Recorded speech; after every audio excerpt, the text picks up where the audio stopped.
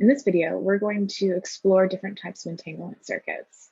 We're going to apply some of the concepts that we learned involving tensor product and matrix product in order to do so. As a review, we have two different types of entanglement circuits. We have the same entangle circuit, which takes in two qubits and outputs both qubits in such a state that they have the same value, meaning that they are either going to be measured as ket0 or ket1 with 50% chance. Opposite entangle, on the other hand, will take in two qubits and output those two qubits so that they have opposite values. So either one will have a 50% chance of being measured in 0 or 50% chance of being measured in 1. So we can see that here in this visual. So same entangle, we have the same state encoded in each qubit. So it's either going to be 0 or 1. And here, one of the values is going to be 0 and one of them is going to be 1. So they have opposite values. If we look at what's inside the same entanglement circuit, we have a Hadamard operation that puts our top qubit into a state of superposition, and then our C0 gate that acts as an entangling gate between the two qubits. So we know that this is how we create the same entangle circuit. And whenever we input two qubits at state 0, we'll get the same entangle output. But how do we construct the opposite entangle circuit? What other types of entangle states can we create?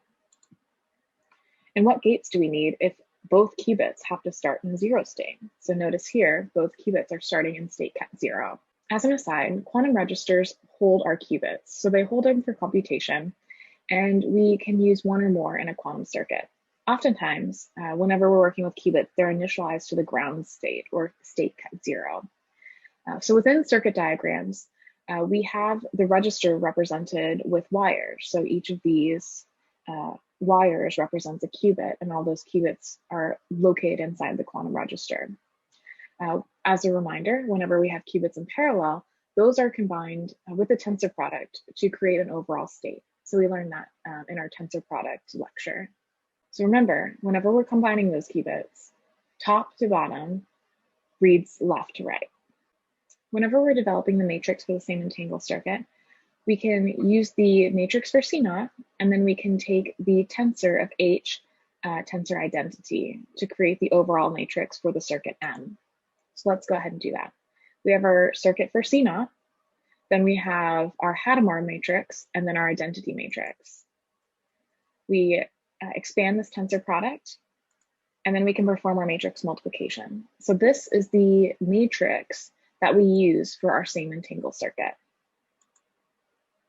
Let's calculate the output with input ket0, 0. So both of these two qubits input is 0. So we have our matrix that we just calculated with C0 times H tensor identity. And if we have an input of ket0, 0, we go ahead and fill in our matrix with our input of ket0, 0. So we have this vector in vector notation. Our output quantum state is equal to 1 over square root of 2 ket0, 0 plus ket1, 1. So we're in an entangled state, same entangle. So we have a 50% chance of both qubits being measured as at state ket0, or a 50% chance of both qubits being measured in state ket1. So let's take our entanglement circuit and add a NOT gate. We're going to add a NOT gate to that bottom qubit. So what is this NOT gate doing? It's transforming the value of this bottom qubit. So our quantum register is initialized to all 0. And then we use that NOT gate to transform this value from ket0 to ket1 before entering the entangling circuit. What do you think will happen to the qubit state? So first we're going to determine what our matrix will be. So we have C0 times H tensor NOT this time. So since we have this NOT gate here, we're going to fill in our matrix values. So the C0 matrix, H tensor NOT, our quantum state that we're trying to transform. We expand our tensor product. We do our matrix multiplication to come up with our M matrix that represents the matrix of the circuit. And then we'll do our vector matrix multiplication in order to find the output for our circuit. We get the opposite entangle output. So this circuit, by adding the NOT gate on the bottom qubit before entering the C0 gate, created the opposite entangled state for us. Let's try adding a NOT before the H gate. So we're going to put a NOT on top before we pass through the H gate in the entanglement circuit. So the portions of our circuit now include NOT tensor identity, and then we have C0 times H tensor identity. So we'll write that out. So we have C0, H tensor identity, NOT tensor identity, in the state we're trying to transform, 0, 0.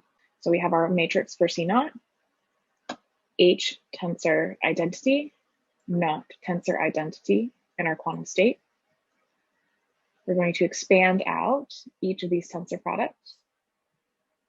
We combine them with matrix multiplication. And we can see here that this is a good example of, as your circuits get larger and larger, your calculations become a little bit more complex when you're trying to come up with the overall transfer function for a circuit. So once we find our matrix and we do our vector matrix multiplication, we find that our output state is 1/2 ket 0, 0 minus ket 1, 1. So we have the same entangled state with phase. We have different variations that produce the same different entangle with and without phase. So a lot of different circuit variations that can create these entangled states for us. We're just looking at a common example that uses H and C0 as a basis for the entangling circuit, but there's many other different types of entangling circuits that exist. Here, when we're looking at maximally entangled 2-qubit states, we refer to them as Bell states. So these are the 4 Bell states that we work with whenever we're coming up with different entanglement circuits. So you can see we have our same entangle with phase, opposite entangle, and opposite entangle with phase. Let's look at one more circuit. So here, we're going to add a NOT gate after we entangle our qubits. Let's see what happens.